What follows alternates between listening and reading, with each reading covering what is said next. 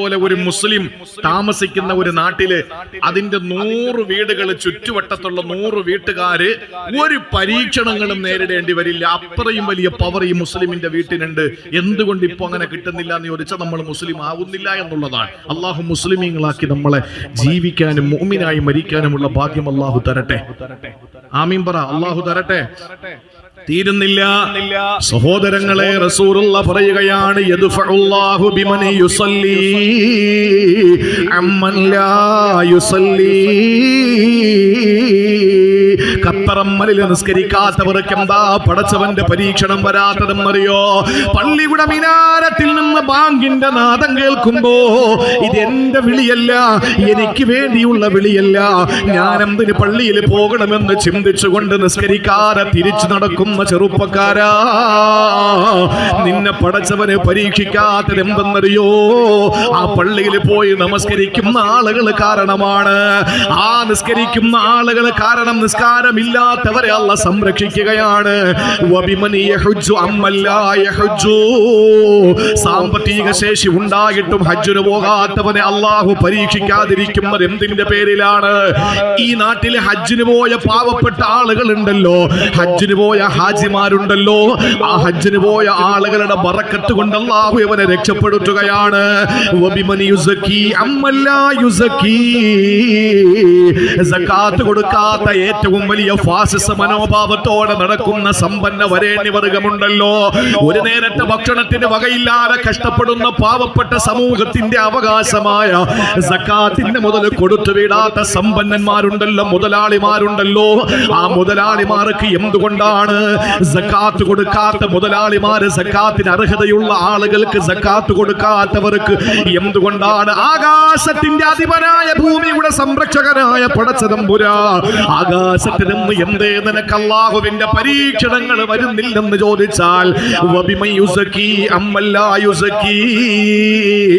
അല്ലാഹുവിന്റെ റസൂല് പറയുകയാണ്, സകാത്ത് കൊടുക്കുന്നവര് സകാത്ത് കൊടുക്കാത്തവർക്ക് വരുന്ന അദാബിനെ തടയുകയാണ്. എന്നിട്ട് അവിടെ നിന്ന് പറയുകയാണ്, വലൗ അജ്മഉ അലാ തർക്കി ഹാദിഹിൽ അഷ്യാ. കോഴിക്കോട് ജില്ലയിലെ കൊടുവള്ളിക്കടുത്തുള്ള കപ്പറമ്മൽ എന്ന് പറയുന്ന പ്രദേശത്തുള്ള എല്ലാവരും കൂടി തീരുമാനിച്ചു, ഇനി ഒരാളും നിസ്കരിക്കണ്ട, ഇനി ഒരാൾ സകാത്ത് കൊടുക്കണ്ട, ഇനി ഒരാൾ ഹജ്ജ് ചെയ്യണ്ട, ഇനി ഒരാൾ സ്വലാത്ത് ചെല്ലണ്ട. ഇവിടെ ധാർമ്മികമായ യാതൊന്നും വേണ്ട, സംസ്കാര ശൂന്യമായ പ്രവർത്തനങ്ങൾ മാത്രം മതി എന്ന് ചിന്തിക്കുന്ന ഒരു സമയം വന്നു കഴിഞ്ഞാൽ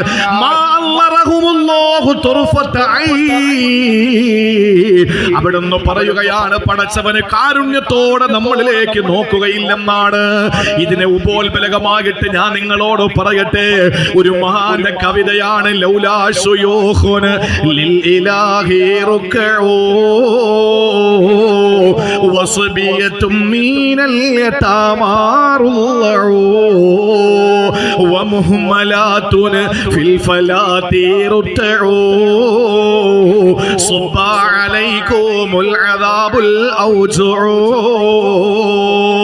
അല്ലാഹുവേ, വണങ്ങുന്ന വൃദ്ധജനങ്ങളും അമ്മിഞ്ഞ പാൽ നുകരുന്ന യതീമക്കളും മൈതാനിയിൽ മേയുന്ന കാലിമൃഗങ്ങളും ഇല്ലേ അദാബ് തലയ്ക്ക് മീതെ ചൊരിഞ്ഞതോ.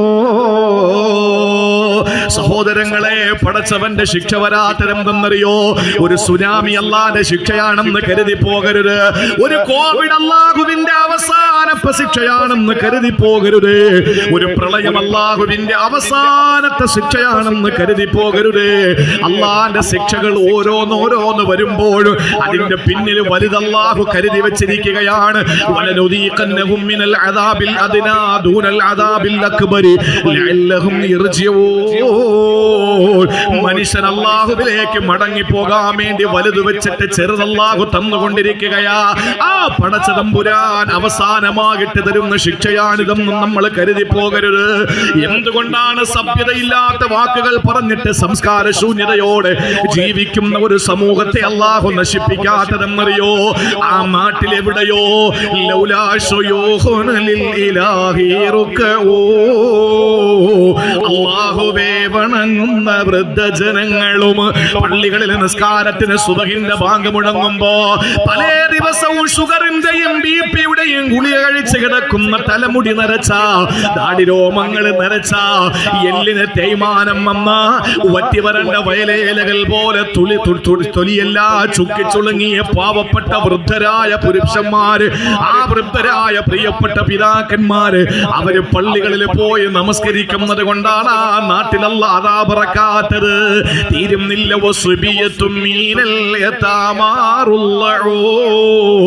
ഇതൊന്നും അറിയാതെ പൊന്നുമക്കൾ ഉമ്മായുടെ മാറിടത്തിലേക്ക് സ്തനപാനം നടത്തിക്കൊണ്ട് ആ പ്രിയപ്പെട്ട ഉമ്മയിൽ നിന്ന് മുലപ്പാല് കുടിച്ചുകൊണ്ടിരിക്കുന്ന പാവപ്പെട്ട പിഞ്ചോമന പൊന്നുമക്കളുണ്ടല്ലോ, ആ മക്കളും ഉള്ളത് കൊണ്ടാണ് അമ്മിഞ്ഞ പാളുകരുന്ന യതീമക്കളും സഹോദരങ്ങളെ അവരുള്ളത് കൊണ്ടാണ് പടച്ചവൻ ഒരു പരീക്ഷണം തരാത്തത്. വീണ്ടും കവി പറയുകയാണ്,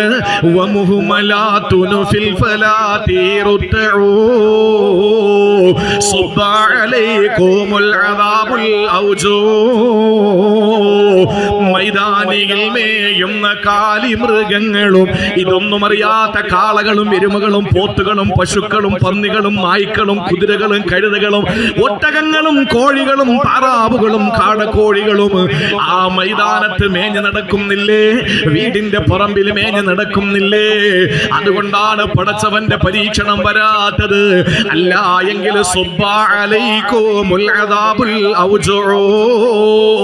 അള്ളാന്റെ പരീക്ഷണം നിങ്ങൾക്ക് പൊടുന്നനവേ കടന്നു വരുമെന്ന് കവി പറയുമ്പോ ശുദ്ധ ഖുർആനും പറയുന്നത്, വലൗലാ ദഫഉല്ലാഹി നാസ ബഅലഹും ബിബഅലിൻ ലഫസദത്തിൽ അർളു. അല്ലാഹു ചിലരെ കൊണ്ട് മറ്റു ചിലരെ പ്രൊട്ടക്ട് ചെയ്യുകയാണ്, ഇല്ലെങ്കിൽ ഭൂമി നശിച്ചു പോയേനെ. അതാ റസൂൽ സല്ലല്ലാഹു അലൈഹി വസല്ലം പറഞ്ഞത്, നിസ്കാരം ഉള്ളവൻ കാരണം ഇല്ലാത്തവന് ശിക്ഷ കിട്ടുന്നില്ല. അവിടെ വേറെ. ഹജ്ജിന് പോയവൻ കാരണം പോകാത്ത ആളുകൾക്ക് അല്ലാഹു തആല പരീക്ഷണം കൊടുക്കുന്നില്ല. പരിശുദ്ധമായ സക്കാത്ത് കൊടുത്തു വിടാത്തവർക്ക് ശിക്ഷ കിട്ടാത്തത് സക്കാത്ത് കൊടുക്കുന്ന ഒരു സമൂഹം ഉള്ളത് കൊണ്ടാണ്. ഒരു മുസ്ലിമായ മനുഷ്യൻ ഏതെങ്കിലും ഒരു കോണിൽ സ്വാലിഹായ ഒരു മുസ്ലിമായ മനുഷ്യൻ താമസിക്കുമ്പോ 4 ഭാഗത്തുള്ള 100 വീട്ടുകാർക്ക് പരീക്ഷണങ്ങൾ ഉണ്ടാവൂല എന്ന് പറയുമ്പോൾ നമ്മുടെ ക്വാളിറ്റി ഒന്ന് തിരിച്ചറിയ സഹോദരങ്ങളെ. ഒരു നാടിനുണ്ടാകേണ്ട ഏറ്റവും വലിയ ഒന്നാമത്തെ ഘടകം ആത്മീയ പരിവേഷമാണ്, ആത്മീയ ഉന്മേഷമാണ്. അതാണ് ലിയുഖീമുസ്സലാ. ഒരു നാട് ആത്മീയമായി ഉന്മേഷത്തിലാകണം. ബുദ്ധനായ സന്യാസി ഗുരു പറഞ്ഞത്, ഫൈത്ത്, വിശ്വാസം, പ്രവർത്തനങ്ങൾ, ഇതൊക്കെ ഒരു നാടിന് അനിവാര്യമാണ്. അല്ലാതെ ഒരാളും മതി സഹോദരങ്ങളെ, ഈ കത്തറമ്മല് ഒരാളും മതി. അങ്ങനെയാണെങ്കിൽ നമ്മുടെ നാട്ടിൽ എത്രയോ നല്ല ആളുകളുണ്ട്. നമ്മൾ നോക്കുമ്പോ ഇങ്ങനെ വലിയ ദാടിയൊന്നും ഉണ്ടാകണമെന്നില്ല, വലിയ തലപ്പാക്കിട്ടൊന്നും ഉണ്ടാകണമെന്നില്ല. നിസ്കാരത്തഴമ്പ് ഈ അടുത്ത സമയത്ത് ഒരാളെ 19 ലക്ഷം രൂപ തേച്ചു കൊണ്ടുപോയ ഒരുത്തനെ പറ്റിയിട്ട് ഒരാള് പറഞ്ഞത്, അവൻ രാവിലെ ഉള്ള കാര്യം പറയാൻ രാവിലെ വീട്ടിൽ നിന്ന് ഇറങ്ങുമ്പോ പള്ളികൾ കേന്ദ്രീകരിച്ചാണ് ഇവന്റെ തട്ടിപ്പ്. പള്ളികളിൽ ചെന്നിട്ട് നോമ്പുറക്കി പൈസ കൊടുക്കും. പള്ളിയിൽ പോയിട്ട് കേടായി കിടക്കുന്ന ഫാനിന് മാറ്റിയിട്ട് പുതിയ ഫാൻ വാങ്ങിക്കൊടുക്കും. 2000 രൂപയുടെ ചെലവല്ലേ ഉള്ളൂ. എന്നിട്ട് അവിടെ നിന്ന് പ്രസിഡന്റിന്റെ കയ്യിൽ നിന്ന് സെക്രട്ടറിയുടെ കയ്യിൽ നിന്ന് 20 ലക്ഷം വാങ്ങിക്കൊണ്ടങ്ങ് പോകും. പിന്നെ അവനെ കാണൂല, മഷീട്ട് നോക്കിയാൽ പോലും കാണൂല. ഇവന്റെ തട്ടിപ്പിനിരയായ ആളുകൾ പറയുന്നത്, ഇവന്റെ നെറ്റിത്തടത്തിൽ നിസ്കാരത്തഴമ്പുണ്ട്. അവന്റെ വീട്ടില് അവന്റെ മക്കളോടൊപ്പം കളിക്കാൻ പോയ കൊച്ചുകുട്ടികൾ അയലത്ത് വന്നിട്ട് പറഞ്ഞത്, ഈക്ക രാവിലെ പോകാൻ ഇറങ്ങുമ്പോ എന്തോ ഒരു സാധനം നെറ്റിയിൽ തേക്കുന്നുണ്ടെന്ന് എന്ന് പറഞ്ഞാൽ നിസ്കാരത്തഴമ്പ് വരച്ചു വെക്കുക. നിങ്ങൾക്ക് ചിരി വരും. ഇതൊക്കെ ഉള്ള കാര്യമായി പറയുന്നത്. ആ നിലയിൽ പറ്റിക്കുന്ന ഒരു സമൂഹം നമ്മുടെ നാട്ടിലുണ്ടാകുമ്പോ, സാമ്പത്തിക വിശുദ്ധി ഇല്ലാത്തൊരു സമൂഹത്തിന് അള്ളാന്റെ പരീക്ഷണം വരാത്തെന്ന് ചിന്തിച്ചാൽ ഏതോ ഒരാള് നല്ലതുണ്ട്. ഒരാൾ മതി പ്രിയപ്പെട്ടവരെ. ഈ അടുത്ത സമയത്ത് ഞാൻ അടുത്തുള്ള ഒരു നാട്ടിൽ ഇതിനടുത്തുള്ള ഒരു സ്ഥലത്ത് ഭക്ഷണം കഴിച്ചുകൊണ്ടിരിക്കുമ്പോ അദ്ദേഹം എന്നോട് പറഞ്ഞത്, അദ്ദേഹത്തിന്റെ വീട്ടിൽ ഭക്ഷണം ഉണ്ടാക്കി ഒരുപാട് ഉസ്താദുമാര് വരുമ്പോ അതിൽ ഒരു പ്രായം ചെന്ന ഉസ്താദ് ഇദ്ദേഹത്തിന് അടുത്തേക്ക് വിളിച്ചിട്ട് അകത്തേക്ക് കൊണ്ടുപോയിട്ട് ചോദിച്ചു, 10-20 പേര് കഴിക്കാനിരിക്കാണ് ഭക്ഷണം. അപ്പൊ ഈ ഉസ്താദ് കുടുംബനാഥനെ, വീട്ടുകാരനെ അകത്തേക്ക് വിളിച്ചോണ്ട് ചോദിച്ചു, വേറെ ഒന്നും തോന്നരുത്, വിഷമമൊന്നും ഉണ്ടാകരുത്. ഞാനൊരു കാര്യം ചോദിക്കുന്നത് കൊണ്ട് സങ്കടമൊന്നും ഉണ്ടാവരുത്. ഞാൻ ഇങ്ങനെയാണ്, അതുകൊണ്ട് ചോദിക്കുകയാണ്. എന്താ എന്ന് ചോദിച്ചപ്പോ പറഞ്ഞു, ഈ ഭക്ഷണം ഞാൻ കഴിക്കാമോ? ഹലാലാണോ? നിനക്കെന്താ പണി? എന്നിട്ട് അദ്ദേഹം പറഞ്ഞു അത്രേ, ഞാൻ എവിടെ പോയാലും, ഇനി എത്ര വലിയ സൂഫിയാക്കളുടെ വീട്ടിൽ പോയാലും ഞാൻ ഹലാലാണ് എന്ന് ഉറപ്പുണ്ടെങ്കിൽ മാത്രമേ ഭക്ഷണം കഴിക്കൂ. അങ്ങനെയൊക്കെ ജീവിക്കുന്ന ആളുകൾ ഇന്ന് നമ്മുടെ ഇടയിൽ, നമ്മുടെ കണ്ണിപ്പെടാതെ എവിടെയൊക്കെയോ മറന്നിരിക്കുന്നത് കൊണ്ട് ആ പടച്ചോൻ ഇങ്ങനെ ആരോഗ്യത്തോടെ നടക്കാനുള്ള തൗഫീഖ് അല്ലാഹ് തന്നതില്ലെങ്കിൽ എന്നേ ഇടിത്തി വീണ് നമ്മളെ അല്ലാഹു തആല നശിപ്പിച്ച് കളഞ്ഞേനെ. അങ്ങനത്തെ പ്രവൃത്തിയല്ലേ നമുക്കുള്ളത്? എന്തുകൊണ്ടാ പടച്ച ഒന്നും തൊടാത്തത്? ലൂത്ത് നബി അലൈഹിസ്സലാമിന്റെ നാട്ടുകാരെ സംബന്ധിച്ച് സ്വവർഗരതിയോട് വല്ലാത്ത താല്പര്യമുള്ള നാട്ടുകാരാണ്. സ്വവർഗരതി എന്ന് പറഞ്ഞാൽ ആണുങ്ങൾക്ക് പെണ്ണുങ്ങൾ വേണ്ട, ആണുങ്ങൾക്ക് ആണുങ്ങളെ മതി. സ്വവർഗരതിയും സ്വന്തം ലിംഗത്തോടുള്ള അടങ്ങാത്ത അഭിനിവേശവുമായിട്ട് വരുന്ന ഒരു തലമുറയാണ് ലൂത്ത് നബി അലൈഹിസ്സലാമിന്റെ ജനത. അള്ളാഹു അവരെ പരീക്ഷിക്കാൻ വേണ്ടിയിട്ട് ആരെ അയച്ചെന്നറിയോ? മലക്കുകളെ അയച്ചു. ആ മലക്കുകൾ ലൂത്ത് നബിയുടെ നാട്ടിലേക്ക് വന്ന് ലൂത്ത് നബിയുടെ വീട്ടിലായ ഒരു അതിഥിയായിട്ടാണ് വന്നത്. ആ സമയത്ത് നല്ല സുമുഖന്മാരായ കൗമാരപ്രായക്കാരായ നിലയിലാണ് മലായിക്കത്തുകൾ വന്നത്. ഈ വന്ന വിവരം ലൂത്ത് നബിയുടെ ഭാര്യ അറിയിച്ചു. ഈ നാട്ടുകാരായ ഈ സ്വവർഗരതിക്കാരെ എങ്ങനെ ഭാര്യ ലൂത്ത് നബിയുടെ ഭാര്യ അറിയിച്ചു എന്നറിയോ? രാത്രിയാണെങ്കിൽ തീ കൂട്ടിയിട്ട് അതിന്റെ വെളിച്ചം കാണിച്ചു കൊടുക്കും. എവിടെ നിൽക്കുന്ന ആളുകളാണെങ്കിലും ഓടിയെത്തും. പകലാണെങ്കിൽ തീ കൂട്ടി ചപ്പ് ചവറ് കൂട്ടിയിട്ട് പുകച്ച് കാണിച്ചു കൊടുക്കും. പുകച്ചുരുൾ ഉയരുന്നത് കാണുമ്പോ എവിടെ നിൽക്കുന്ന ഇതിന്റെ ആളുകൾ ഉണ്ടെങ്കിലും ഓടി വരും. ലൂത്ത് നബിയുടെ വീട്ടിൽ അതിഥികൾ വന്നിട്ടുണ്ടെന്നറിയാൻ. ആ അതിഥികൾ ചെറുപ്പക്കാരും യുവാക്കളും അല്ലെങ്കിൽ കൗമാരക്കാരുമാകുമ്പോ അതിനോട് താല്പര്യം തോന്നിയിട്ട് ഓടി വന്ന ചെറുപ്പക്കാരുടെ മുമ്പിൽ മഹാനായ സയ്യിദുനാ ലൂത്ത് നബി അലൈഹിസ്സലാം ഇറങ്ങി നിന്നിട്ട് പറഞ്ഞൊരു വാക്ക് സൂറത്ത് ഹൂദിൽ അല്ലാഹു പറയുന്നുണ്ട്. എന്താ പറഞ്ഞതെന്നറിയോ? ഖാലയാ ഖൗമി ഹൗലാഇ ജനങ്ങളെ, നിങ്ങൾക്ക് ലൗകികമായ ആസക്തിയാണെങ്കിൽ, നിങ്ങൾക്ക് ഭൗതികമായ താല്പര്യമാണ് നിങ്ങളുടെ മനസ്സിലുള്ളതെങ്കിൽ, നിങ്ങൾ നല്ല തടിമാടന്മാരായ ആണുങ്ങളല്ലേ?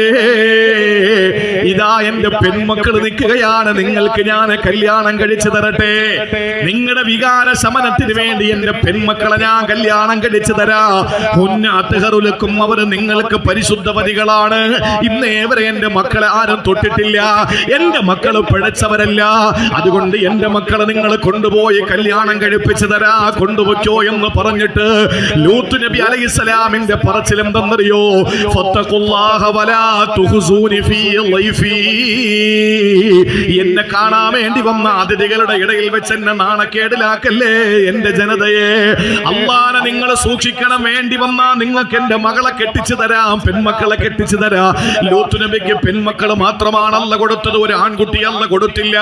കാരണം ആൺകുട്ടി ആ നാട്ടിൽ അല്ലാഹു തആല ലൂത്ത് നബിക്ക് കൊടുത്താൽ ലൂത്ത് നബിയുടെ ജനത, ലൂത്ത് നബിയുടെ മക്കളെ പോലും ആൺകുട്ടികളെ പോലും ലൈംഗികതയ്ക്ക് വേണ്ടി ഉപയോഗിക്കുന്ന ഒരു സാഹചര്യം ഉണ്ടാകും. അതുകൊണ്ട് അല്ലാഹു ആൺമക്കളെ കൊടുക്കാതെ പെൺമക്കളെ മാത്രം കൊടുത്തു. എന്നിട്ട് അവരോട് പറയുന്നു, എന്റെ പെൺമക്കളെ നിങ്ങൾക്ക് കല്യാണം കഴിപ്പിച്ചു തരാം. ഒരു പിതാവിന്റെ അവസ്ഥ നിങ്ങൾ ആലോചിച്ചു നോക്ക്. ഒരു പിതാവിന്റെ മാനസികാവസ്ഥ നിങ്ങളൊന്ന് ചിന്തിച്ചു നോക്ക്. എന്നിട്ട് മഹാനായ ലൂത്ത് നബി അലൈഹിസ്സലാം അവരോട് ചോദിച്ച ഒരു ചോദ്യമാണ് ഈ ഖത്തറമ്മലിൽ നമുക്ക് ചോദിക്കാനുള്ളത്. ഈ നാട്ടിൽ നമുക്ക് അല്ലാഹുവിന്റെ ഖുർആനിന്റെ സന്ദേശമായി ഒരു ചോദ്യമായി ചോദിക്കാനുള്ളത്. മഹാനായ ലൂത്ത് നബി അലൈഹിസ്സലാം പറഞ്ഞു, എന്റെ പെൺമക്കളെ നിങ്ങൾക്ക് കല്യാണം കഴിപ്പിച്ചു തരാ. നിങ്ങളിൽ ആഗ്രഹമുള്ളവരെന്റെ മോളെ കെട്ടിക്കോ എന്ന് പറഞ്ഞിട്ട് ലൂത്ത് നബി ചോദിച്ച ഒരു ചോദ്യം എന്തെന്നറിയോ? അലൈസ മിൻകും റജുലുൻ റശീദ്, അലൈസ മിൻകും റജുലുൻ റശീദ്. നിങ്ങളിൽ നല്ല ഒരുത്തരുമില്ലേ? നിങ്ങളിൽ നല്ല ഒരുത്തരുമില്ലേ എന്ന് പറഞ്ഞാൽ അതിന്റെ അർത്ഥം എന്താണ്? ഒരുത്തനെങ്കിലും നിങ്ങളിൽ നല്ലവനുണ്ടെങ്കിൽ നിങ്ങൾക്ക് രക്ഷപ്പെടാം. ഇല്ലെങ്കിൽ പടച്ചോന്റെ പരീക്ഷണം വരും. പടച്ചോന്റെ പരീക്ഷണം വരും. നിങ്ങളിൽ ഒരുത്തനെങ്കിലും നല്ലവനില്ലേ? എങ്കിൽ ഈ പണി അവസാനിപ്പിച്ചിട്ട് സന്മാർഗത്തിൽ നിങ്ങൾ പ്രവേശിക്കുക. എന്ന് പറഞ്ഞിട്ട് ലൂത്ത് നബി അലൈഹിസ്സലാം ചോദിച്ച ആ ഒരു ചോദ്യമാണ് നമ്മുടെ നാടുകളിൽ നമുക്ക് ചോദിക്കാനുള്ളത്. എല്ലാ ആളുകളും നന്നാവണമെന്നില്ല. അലൈസ മിൻകും റജുലുൻ റഷീദ്, ഒറ്റ ഒരുത്തനുണ്ടോ കത്തറം വല്ല് എങ്കിൽ രക്ഷപ്പെട്ടു. അപ്പൊ നാടിന് ഏറ്റവും നല്ല സുന്ദരമായ ഭാവി, ഒരു ഭാസുരമായ നല്ല നാളെ ഉണ്ടാകണമെങ്കിൽ ഒന്നാമതായിട്ട് ബുദ്ധ സന്യാസി പറയുന്നു ഫൈത്ത് അഥവാ വിശ്വാസം. ഇബ്രാഹിം നബിയുടെ പ്രാർത്ഥനയിൽ മഹാനായ ഇബ്രാഹിം നബി അള്ളാഹുവിനോട് ചോദിക്കുന്നു, ആത്മീയമായ ഉന്മേഷമാണ് നാടിന് ഒന്നാമതായിട്ട് വേണ്ടത്. അള്ളാഹു നമുക്കത് ആവോളം നൽകി അനുഗ്രഹിക്കുമാറാവട്ടെ. അള്ളാഹു മതിയായത് നമുക്ക് നമ്മുടെ നാട്ടിൽ മതപരമായിട്ടുള്ള ഒരു വലിയ ഉന്മേഷം അള്ളാഹു താല നമുക്ക് ഓരോരുത്തർക്കും, നമ്മുടെ കുടുംബത്തിനും നമ്മുടെ നാടിനും അള്ളാഹു നൽകി അനുഗ്രഹിക്കുമാറാവട്ടെ. ഇനി രണ്ടാമത്തേത് ശ്രദ്ധിച്ചു കേട്ടോ, ഉറക്കം വരുന്നെങ്കിൽ പറഞ്ഞോളാം. രണ്ടാമതായിട്ട് അള്ളാഹുവിന്റെ വിശുദ്ധ ഖുർആൻ സൂറത്ത് ഇബ്രാഹിമില് ഇബ്രാഹിം നബിയുടെ പ്രാർത്ഥനയായിട്ട് അള്ളാഹു പരിചയപ്പെടുത്തുന്നത്, അള്ളാന്റെ ഖുർആൻ പറയുകയാണ്, ഫജ്അൽ അഫ്ഇദതം മിനന്നാസി തഹ്വീ ഇലൈഹിം, ഫജ്അൽ അഫ്ഇദതം മിനന്നാസി തഹ്വീ ഇലൈഹിം. അല്ലാഹുവേ, ഞാൻ ഇവിടെ കൊണ്ടുവന്ന് ഉപേക്ഷിക്കുന്ന എന്റെ ഭാര്യയും എന്റെ പൊന്നുമോനും, ഇവിടെ ഒരു തരി വെള്ളമില്ല, ഒരു തരി ഭക്ഷണമില്ല, ഒരു തുള്ളി വെള്ളമില്ല, ഒരു ചെടിയില്ല, ഒന്നുമില്ല, ഒരു കെട്ടിടമില്ല, ഒരു തണല് പോകാൻ ഒന്നും തന്നെ ഇല്ല. അങ്ങനത്തെ ഈ മണ്ണിൽ ഞാൻ ഉപേക്ഷിച്ചിട്ട് പോകുമ്പോ ഫജ്അൽ അഫ്ഇദതം മിനന്നാസി തഹ്വീ ഇലൈഹിം. ശ്രദ്ധിച്ചു കേട്ടോ, കാത് കൂർപ്പിച്ച് കേട്ടോ മുഅ്മിനേ. ഇബ്രാഹിം നബി അലൈഹിസ്സലാമിന്റെ ദുആയാണ് ഫജ്അൽ അഫ്ഇദതം മിനന്നാസി തഹ്വീ ഇലൈഹിം. ഈ നാടിന് ആവശ്യമായ ആകർഷണീയത കൊടുക്കണേ അല്ലാ, ഈ നാടിന് ആവശ്യമായ ആകർഷണീയത കൊടുക്കണേ അല്ലാ. ലോകത്തുള്ള മുഴുവൻ ജനങ്ങളുടെയും മനസ്സ് ഈ നാടിനോട് ഇണക്കി കൊടുക്കണേ അല്ലാ. ഇബ്രാഹിം നബിയുടെ ദുആ അല്ലാഹു സ്വീകരിച്ചുകൊണ്ട് പ്രിയപ്പെട്ടവരെ, ഏറ്റവും നല്ല മനോഹരമായ കാഴ്ചകൾ കാണണമെങ്കിൽ എവിടെയാ പോകേണ്ടത്? മസ്നക്കുടി വഴി ഊട്ടിയിലാണോ, കൊടൈക്കനാലാണോ, അതല്ലെങ്കിൽ പ്രിയപ്പെട്ടവരെ മൂന്നാറിലാണോ? അല്ല, ഏറ്റവും മനോഹരമായ കാഴ്ചകൾ കാണേണ്ടത് എവിടെയാണ്? കാശ്മീരിലാണോ? അല്ല. അറിയുമല്ലോ, അല്ലാഹുവിന്റെ ഖുർആൻ പറയുന്നു, ഫീ ആയാതും ബയ്യിനാത് മഖാമു ഇബ്രാഹിം നബി അലൈഹിസ്സലാമിന്റെ പാദസ്പർശനം കൊണ്ട് അനുഗ്രഹീതമായ ആ പാറക്കഷണത്തെ ഹിജ്ർ ഇസ്മാഈലിന്റെ പുറകിലായിട്ട് മുൽതസമിന്റെ നേരെ കുറച്ചിങ്ങോട്ട് മാറിയിട്ട് പ്രിയപ്പെട്ടവരെ അള്ളാഹുവിന്റെ ദൃഷ്ടാന്തമായി പടച്ചതമ്പുരാൻ മാറ്റിയിരിക്കുകയാണ്. ഇബ്രാഹിം നബി അന്ന് ദുആ ചെയ്തപ്പോഴും മഖാമു ഇബ്രാഹിം ഇല്ല. എന്തുകൊണ്ടില്ല? ഈ മകനെ ഉപേക്ഷിച്ച് ഇറാഖിലേക്ക് പോയി പിന്നെ തിരികെ വരുന്നത് എപ്പോഴാണ്?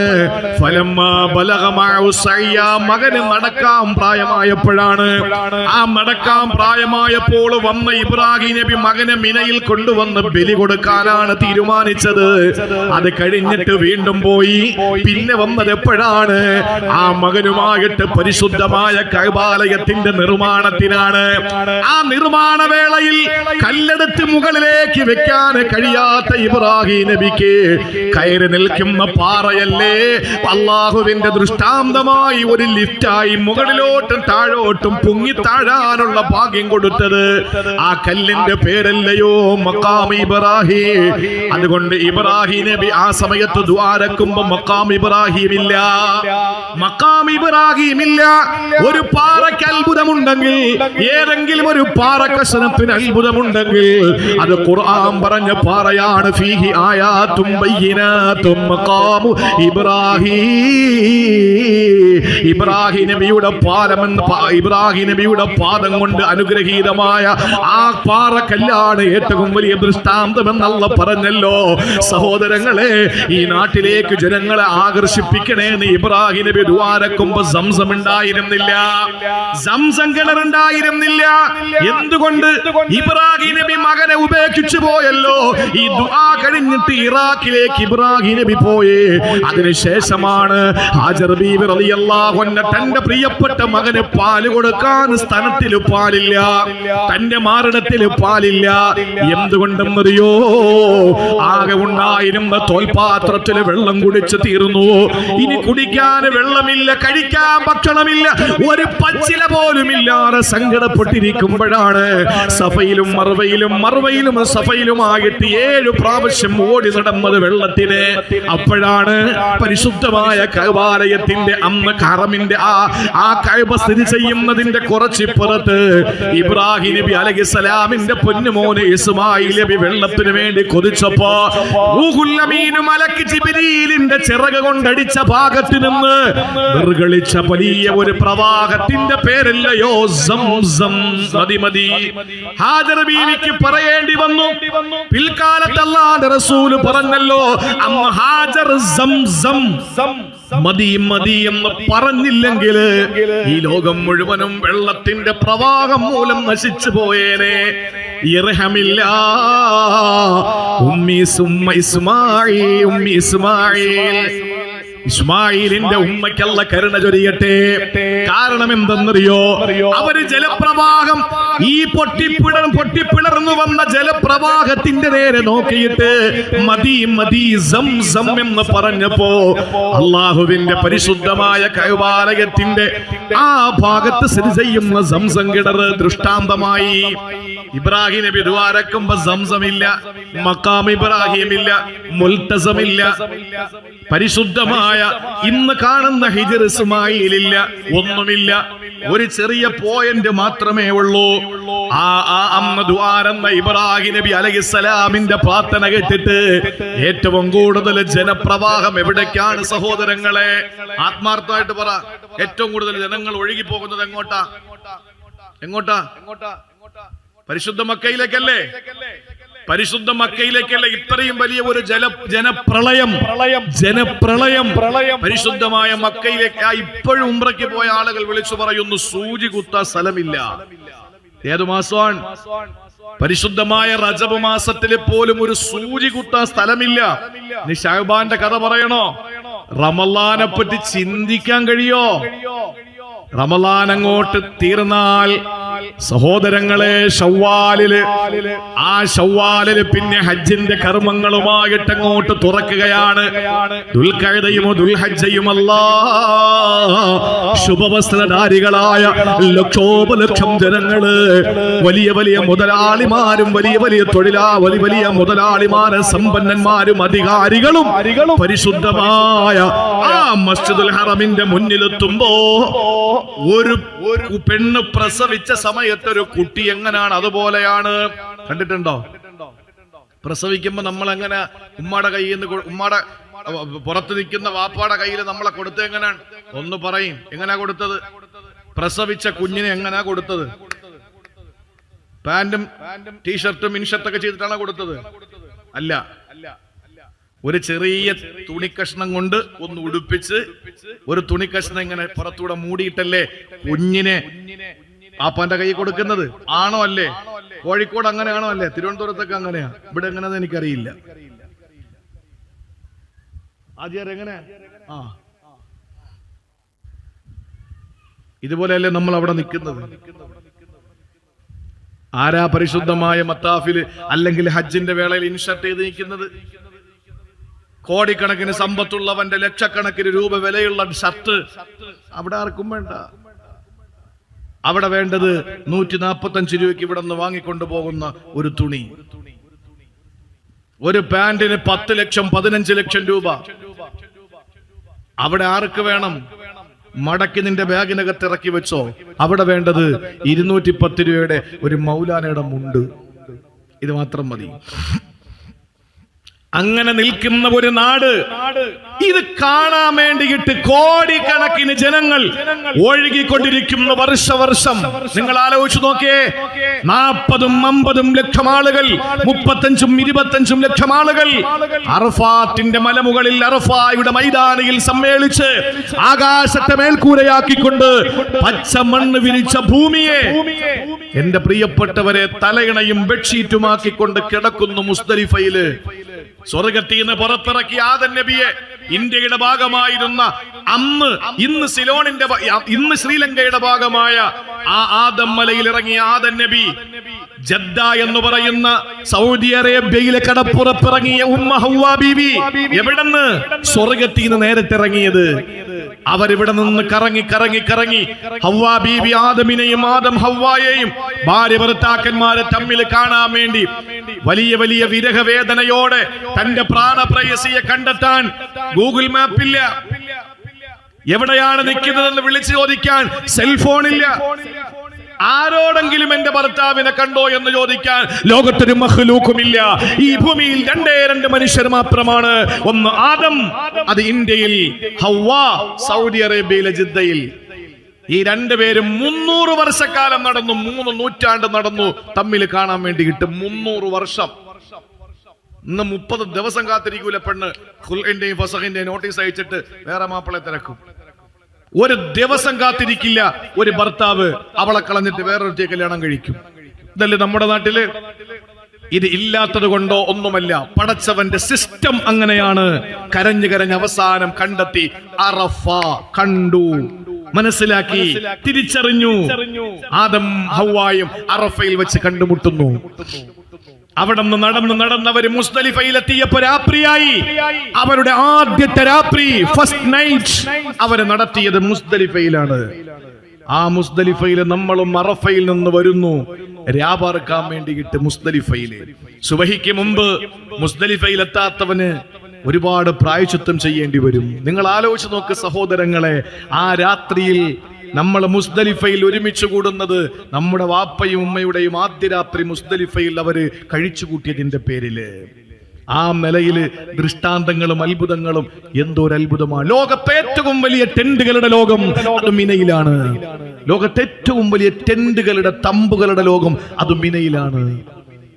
ഇതൊക്കെ അന്നുണ്ടായിരുന്നോ? അന്ന് ഇതൊന്നും ഇല്ലാത്ത ഒരു സാഹചര്യത്തിൽ ഇബ്രാഹിം നബി പാറയുടെ പിന്നിൽ ഒളിച്ചു നിന്നിട്ട് അപ്പുറത്ത് ഭാര്യയും മോനും കിടപ്പുണ്ട്. പറയാ, അല്ലാഹുമ്മ ജഅൽ അഫ്ഇദത്തം മിനന്നാസി തഹ്വി ഇലൈഹിം. അല്ലാഹ്, ഈ മണ്ണിലേക്ക് ജനങ്ങളെ മുഴുവൻ നീ ആകർഷിപ്പിക്കണേ അല്ലാഹ്. എന്ത് കാണാനായി ഓടുന്നേ? എന്ത് കാണാനാ ഓടുന്നത്? പള്ളിയുടെ മുറ്റത്ത് പോയിട്ട് ആ വലിയ ക്ലോക്ക് ടവർ, ഒരു മിനിറ്റ് സൂചിക്കകത്ത് പോലും 120ഓളം പേരാണ്, എന്റെ ഓർമ്മ ശരിയാണെങ്കിൽ വായിച്ചത് ഓർക്കുന്നു. ഒരു മിനിറ്റ് സൂചിക്കകത്ത് 120ഓളം, അല്ല, സൂചിക്കകത്ത് ജോലിക്കാർ കയറി നിന്ന് പണിയുന്നു. ആ മിനിറ്റ് സൂചിക്കകത്ത് എത്രയോ പണിക്കാർ കയറി നിന്ന് പണിയുന്നു.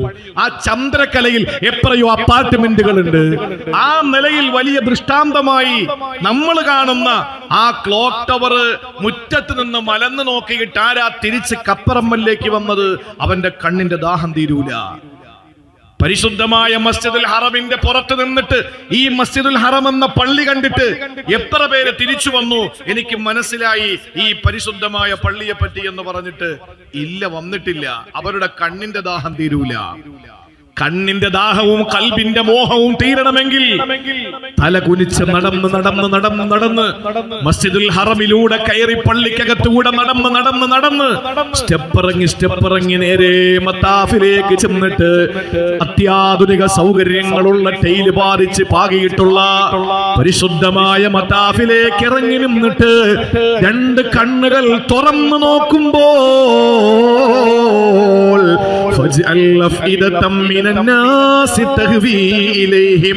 അല്ലാഹുവേ, ഇതാണല്ലോ കഅബ, ഇതാണല്ലോ കഅബ. കരിമ്പടം പുറച്ചു നിൽക്കുന്ന കറുത്ത സുന്ദരിയെ കഅബത്തു ശരീഫ. ഇത് കാണാനല്ലേ നമ്മൾ ലക്ഷങ്ങൾ മുടക്കിയിട്ട് അവിടെ പോകുന്നത്? അത് കാണാതെ ഒരു വിശ്വാസിക്ക് എങ്ങനെയാണ് ഉറക്കം വരുന്നത്? അത് കാണാൻ എത്രയോ ഇതര സമുദായത്തിലെ സഹോദരങ്ങൾക്ക് കൊതിയുണ്ട്, പക്ഷേ പെർമിഷൻ ഇല്ല. എന്റെ സഹോദരങ്ങളെ, യാതൊരു നിലയിലുള്ള വികസനങ്ങളും നാഗരികതകളും ഇല്ലാത്ത കാലത്തും ഇബ്രാഹിം നബി ദുആ ചെയ്തത് ഒരു നാടിനുണ്ടാകേണ്ട രണ്ടാമത്തെ സംഗതി ആകർഷണീയതയാണ്. എന്താ ചൈനയിലെ ബുദ്ധനായ സന്യാസി പറഞ്ഞത്? ഫോർട്ട്. ഒരു നാട് നിലനിൽക്കണമെങ്കിൽ രണ്ടാമത്തേത് ഫോർട്ട്, കോട്ടകൊത്തളങ്ങൾ, കാണാൻ മുൻപുള്ള സംഗതികൾ. അല്ലേ എന്റെ പ്രിയപ്പെട്ട സഹോദരങ്ങളെ? ഇതല്ലേ ഇബ്രാഹിം നബി ദുആ ചെയ്യുന്നത്? ഫജഅൽ അഫ്ഇദത്തം മിനന്നാസി തഹ്വി ഇലൈഹിം. അല്ലാഹുവേ, ജനങ്ങൾക്ക് ആകർഷണീയത കൊടുക്കണം ഈ നാട്ടിലേക്ക്. ഞാൻ എന്റെ പ്രിയപ്പെട്ടവരെ ക്ഷണിക്കുന്നത്, ഒരു നാട് ഖുർആൻ പരിചയപ്പെടുത്തി, മനോഹരമായ നാട്. ഖത്തറമല്ലോ, അല്ലെങ്കിൽ തൊട്ടുരുമി കിടക്കുന്ന വയനാടോ, അല്ലെങ്കിൽ മറ്റേതെങ്കിലും പ്രദേശം ഇങ്ങനെ ഉണ്ടോ എന്ന് നിങ്ങളൊന്ന് ചിന്തിച്ചു നോക്കണേ. ഒരു നാടിനെ പറ്റി ഞാനൊന്ന് പറഞ്ഞു തരാം. വിശുദ്ധ ഖുർആനിൽ അല്ലാഹു തആല ഒരു നാടിനെ പറ്റി പറഞ്ഞു. ആ നാട് യമനാണ്. ആ നാടിൻ രാജ്യം യമനില് സൻആ എന്ന് പറയുന്ന തലസ്ഥാന നഗരി. ആ സൻആ എന്ന് പറയുന്ന തലസ്ഥാന നഗരിയുള്ള യമൻ എന്ന് പറയുന്ന രാജ്യത്തെ ഒരു നാടിന്റെ പേരാണ് മആരിബ് പട്ടണം.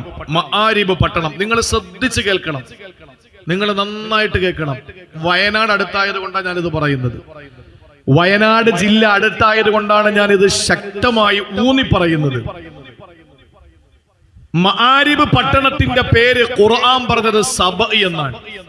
സബ എന്ന് പറയുന്നത് ആ നാട്ടിലെ നാട്ടുമൂപ്പന്റെ പേരാണ്. നാട്ടുമൂപ്പന്റെ പേരാണ്. വയനാട് കണ്ടെത്തി കൊടുത്തതും, വയനാട് ഏതോ ബ്രിട്ടീഷുകാർക്കോ ആർക്കൊക്കെയോ വയനാട് ചുരം വെട്ടിക്കൊടുത്ത ആളിന്റെ പേരെന്താ ഹാജിയാരെ? എന്താണ്? കരിന്തണ്ടൻ അല്ലേ? കരിന്തണ്ടൻ. ഒരു നാടിന്റെ നിർമ്മാണം നടത്തിക്കൊടുത്ത, ഒരു നാടിനെ കണ്ടെത്തിയ അവിടുത്തെ രാഷ്ട്രപിതാവ് എന്ന് വേണമെങ്കിലും പറയാം. ആ നാട്ടിലെ മൂപ്പൻ, നാട്ടുമൂപ്പൻ, അദ്ദേഹത്തിന്റെ പേരാണ് സബ. ആ സബ എന്ന് പറയുന്ന നാട്ടുമൂപ്പന്റെ പേരിലാണ് ആ നാട് അറിയപ്പെടുന്നത്. അല്ലാഹു തആല ആ നാടിനെ പറ്റി പറയുന്ന അധ്യായത്തിന് കൊടുത്ത പേര് സൂറത്തു സബ. സൂറത്തു സബ. ഒരു 2 മിനിറ്റ്. സൂറത്തു സബ യമൻ എന്ന് പറയുന്ന രാജ്യത്തിന്റെ സൻആ എന്ന് പറയുന്ന തലസ്ഥാന നഗരിയോട് ചേർന്നുള്ള മആരിബ് പട്ടണം. സബ എന്ന പേരിലുള്ള നാട്ടുമൂപ്പന്റെ പേരിൽ അറിയപ്പെടുന്ന ആ നാട് എന്തോ ഒരു ഭംഗിയുള്ള നാടെന്നറിയോ. വയനാടെന്ന മനോഹരമായ നഗരത്തോട് ഒട്ടുരുമി കിടക്കുന്ന ഖത്തറമ്മലിലുള്ള പ്രിയപ്പെട്ടവരോട്, എന്നെ കേൾക്കുന്ന പെങ്ങളോട്, സഹോദരനോട് പറയട്ടെ, അല്ലാഹു അനുഗ്രഹിച്ച നാടാണ് സബ. എത്രത്തോളം എന്നറിയോ? അവിടെ ഒരു പാമ്പില്ല, അവിടെ തേളില്ല, അവിടെ അട്ടകളില്ല, അവിടെ പ്രിയപ്പെട്ടവരെ യാതൊരു ഉപദ്രവജീവികളും ക്ഷുദ്രജീവികളുമില്ല. വയനാട് മനോഹരമാണ്. ആർക്ക്? തിരുവനന്തപുരത്തുകാരായ ഞങ്ങൾക്ക് പലപ്പോഴും ചിന്തിച്ചിട്ടുണ്ട്, വയനാടുകാരെന്ത് ഭാഗ്യം ചെന്നവരാണ്. അവര് പറയുന്നു, എങ്ങനെയെങ്കിലും ഇവിടെ നിന്ന് പോയാൽ മതി. കാരണം അടുക്കളയിൽ ആന, ഹാളില് കടുവ, മുറ്റത്ത് പുലി. എങ്ങനെയാണ് സഹിക്കാൻ പറ്റുക? കടുവയെ വെടിവെക്കാൻ തീരുമാനിച്ചാൽ ഗവൺമെന്റ് ഓർഡർ കൊടുത്താൽ പോലും എവിടെന്നെങ്കിലുമൊക്കെ ഏതെങ്കിലുമൊക്കെ ഞാഞ്ഞൂലുകൾ പറയും, മനുഷ്യൻ എത്രയോ ചത്തോട്ടെ, കടുവയെ തൊടാൻ പാടില്ല. പേ പിടിച്ച നായ്ക്കള് വഴിയിൽ തടഞ്ഞിട്ട് മക്കളെ കടിച്ചു കീറുമ്പോ, ആരാന്റെ മക്കളെ കടിച്ചോട്ടെ, പൊക്കില് 4 ഭാഗത്ത് 14 കുത്തിയപ്പെടുത്താ പോരെ. കാരണം ഇഞ്ചക്ഷന്റെ മരുന്ന് കൊടുക്കുന്നത് ഞാനാണ്. പേ പിടിച്ച നായ്ക്കളെ കൊന്നാൽ ഇഞ്ചക്ഷന്റെ മരുന്ന് വീട്ടിലിരിക്കും. ഇഞ്ചക്ഷന്റെ മരുന്ന് വിറ്റഴിക്കണമെങ്കിൽ പട്ടി കടിക്കണം, പട്ടി കടിക്കണമെങ്കിൽ പട്ടി ഉണ്ടാകണം. പട്ടിയെ കൊല്ലരുതേ എന്ന് പറഞ്ഞിട്ട് ചില ആളുകളൊക്കെ രംഗത്ത് വരുന്ന ഒരു കാലഘട്ടത്തിലാണ് നമ്മളുള്ളത്. എല്ലാം ബിസിനസ്സായി പോയി, എല്ലാം ബിസിനസ്സാണ്. നിങ്ങൾ ആലോചിച്ചു നോക്ക്, ഈ വയനാടുകാർക്ക് ഇത്രയും വലിയ മനോഹരമായ ഈ കാനന ഭംഗി കൊണ്ട്, വളരെ മനോഹരമായ ഈ മലയോര പ്രദേശത്തിന്റെ എല്ലാ ഭംഗിയും അല്ലാഹു നൽകിയ വയനാട്. ഞാൻ 1 മാസം അല്ല 2-3 ആഴ്ച മുമ്പാണ് ഈ നമ്മുടെ മേപ്പാടിക്ക് തൊട്ടപ്പുറത്ത് നെടുങ്കരണ എന്ന് പറയുന്ന സ്ഥലത്ത് 2 ദിവസം പ്രസംഗിച്ചത്. അവിടെ 10 ലക്ഷം രൂപയാണ് 2ാമത്തെ ദിവസത്തിലെ ഒരൊറ്റ ദിവസത്തെ വയലിൽ. നിങ്ങൾ അന്വേഷിച്ച് നോക്ക്, ലൈവ് കാണുന്നുണ്ട് എന്റെ വയനാട്ടിലെ സഹോദരങ്ങൾ. നെടുങ്കരണയിലെ 2 ദിവസത്തെ പരിപാടിയിൽ 2ാമത്തെ ദിവസത്തെ വയലിന് പ്രസംഗം 1.5 മണിക്കൂർ നടത്തിയിട്ട് 1/2 മണിക്കൂർ ചോദിച്ചപ്പോൾ അവിടുത്തെ മദ്രസയുടെ നിർമ്മാണത്തിന് വേണ്ടിയിട്ട് ഇലനുള്ളി ജീവിക്കുന്ന തോട്ടം തൊഴിലാളികളായ പട്ടിണി പാവങ്ങളായ വയനാട് ജില്ലയിലെ മേപ്പാടിക്കടുത്ത നെടുങ്കരണയിലെ സഹോദരങ്ങൾ സഹോദരിമാരെ തന്നത് 10 ലക്ഷം രൂപയാണ്. സംഘാടകർ പറഞ്ഞു, മതി മതി മതി മതി, ഇനി വേണ്ട. ആ ഒരു നിലയിൽ അവർ സഹായിച്ചു, സഹകരിച്ചു. അവിടെ നിന്ന് വിളിച്ചാൽ വിളി കേൾക്കുന്ന അപ്പുറമാണ് വെള്ളാർമലയും, അതുപോലെ തന്നെ സൂചിപ്പാറയും, പുത്തുമലയും, അതുപോലെ ചൂരൽമലയും. നിങ്ങൾക്കറിയാലോ, നിങ്ങളുടെ നാടല്ലേ സഹോദരങ്ങളെ. എത്ര മനോഹരമായ നാടായാലും ആ നാട്ടിൽ ക്ഷുദ്രജീവികൾ ഉണ്ടെങ്കിൽ ഉറക്കം വരൂല. സൻആ സബ എന്ന് പറയുന്ന നാട്ടില് തേളില്ല, പാമ്പില്ല, പഴുതാരയില്ല, അട്ടയില്ല, പേനുണ്ടല്ലോ, പെണ്ണുങ്ങളെ തലയിലുള്ള പേന്. പേനല്ലേ? അതുപോലും ഇല്ല. തഫ്സീറുകളിൽ കാണാൻ കഴിയുന്നത് യമന്റെ വെളിയിൽ നിന്ന് ഏതെങ്കിലും ഒരാള് തലയിൽ പേനുമായിട്ടൊരു പെണ്ണോ ആണോ ആ സഭയിലോട്ട് കയറിയാൽ ആ തലയുടെ മുടിക്കെട്ടിലിരുന്ന് കൊണ്ട് പേൻ ചത്തുപോകും. അത്രയും പരിമളവും പരിശുദ്ധവുമാണ് ആ മണ്ണ്. ആലോചിച്ച് നോക്കിയേ. തീരുന്നില്ല. രണ്ട് ഭാഗത്തും ഇങ്ങനെ തോട്ടങ്ങളാണ്. എന്ത് തോട്ടം? നല്ല ഒന്നാം തരം പഴവർഗ്ഗങ്ങളുള്ള തോട്ടമാണ്. ഇത് ഖുർആനാണ്.